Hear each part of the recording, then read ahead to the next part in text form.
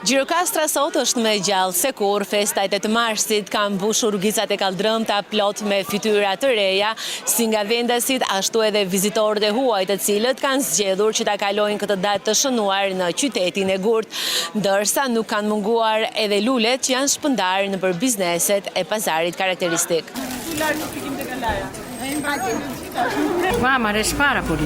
Kemi ardhur nga Greqia për të festuar në Gjirokastër 8 marsin, që nga një atmosferë veçantë këtu, nuk e prisnim në këtë ditë kaq të rëndësishme, por edhe në Greqi, pavarësisht se është protest, edhe aty e kujtojmë me festime këtë datë, po më pëlqen shumë pazari i Gurt, çdo gjë është e veçantë.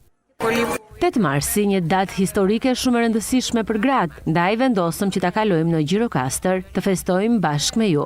Gratë duhet të nderohen çdo ditë të jetës së tyre, jo vetëm në këtë datë. Gjithsesi jam e kënaqur që zgjodha të vi në këtë qytet të bukur sepse po më pëlqen shumë. Njerëzit janë shumë mikpritës këtu.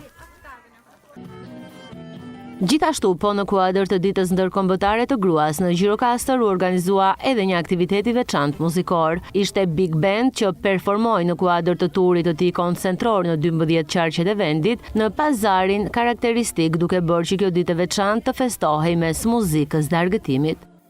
Si pjesë e një eventi koncertor, ne jemi sot në pazarin e Gjirokastrës. Ky vit i ri, ky sezon i ri për Big Bandin sjell një repertor shumë të larmishëm dhe ne jemi Big Band i Orkestrës së Forcave të Armatosura, pra shkurt Big Band OSFA.